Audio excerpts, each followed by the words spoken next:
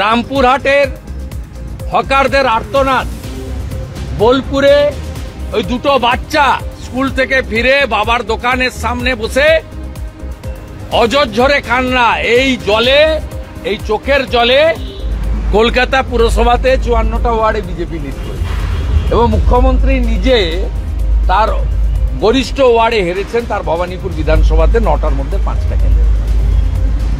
স্বাভাবিকভাবে তিনি ছাপ্পা ভোট কখন দিতে পারবেন, কখন এসডিও ডিএমদের দিয়ে, পুলিশদের, আইসিদের দিয়ে ইভিএম বদলাতে পারবেন, সেদিন তিনি ভোট করবেন। এখানে তো বলার কিছু নেই। একটা মুখ্যমন্ত্রী মিউনিসিপ্যালিটির চেয়ারম্যান ওসি আইসিদের ডেকে মিটিং করছেন, ভার্চুয়ালি হোক অ্যাকচুয়ালি হোক, এটা কি উনার কাজ নাকি? এই যে ক্ষমতার বিকেন্দ্রীকরণ, তাহলে পৌরমন্ত্রী কেন, তাহলে পৌর সচিব কেন, তাহলে জেলা শাসক কেন, তাহলে এসডিওরা কেন, তাহলে পৌরসভাগুলোতে, কর্পোরেশনগুলোতে আইএস বসিয়েছেন কেন কমিশনার হিসেবে, ডাব্লিউবিসিএস দের বসিয়েছেন কেন চিফ এক্সিকিউটিভ অফিসার হিসেবে, প্রতিটা পৌরসভা ইও হিসেবে এক্সিকিউটিভ অফিসার।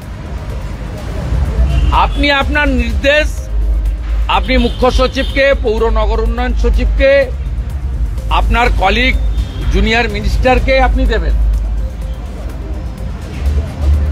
রাজ্যে 60টা ইম্পর্টেন্ট দপ্তর রয়েছে, 10.5 কোটি 11 কোটি জনগণ, ফেডারেল স্ট্রাকচারের কথা বলেন, আপনি ওসিআইসিদের ডেকে, চেয়ারম্যানদের ডেকে ধমকাচ্ছেন।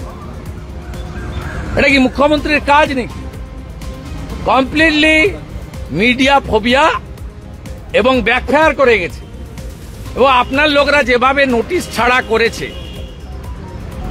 বেহালার লোকেদের চোখের জল, বিধাননগরের গরিব মানুষগুলোর চোখের জল, রামপুরহাটের হকারদের আর্তনাদ, বোলপুরে ওই দুটো বাচ্চা স্কুল থেকে ফিরে বাবার দোকানের সামনে বসে অজস্র কান্না, এই জলে, এই চোখের জলে আপনাকে ভেসে যেতে হবে।